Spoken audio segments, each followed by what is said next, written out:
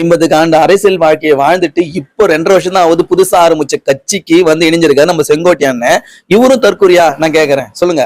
50 ஆண்டு அரசியல் வாழ்க்கைனா எப்படி இருக்கும்? நாடி நரம்பு ரத்தம் ஃபுல்லாவே அரசியல் ஊறி போயிருக்கும்.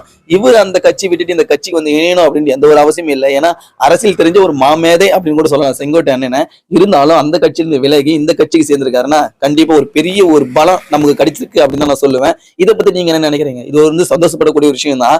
எதிரிகள்லாம் இப்ப இந்த பக்கம் ஆமைகள்லாம் அப்படியே வேகமா போவோம். ஏற்கனவே ஆமைங்கள்லாம் இந்த நியூஸ் கேட்டோன்னு இன்னும் வேகமா போக ட்ரை பண்ண பார்க்கும்.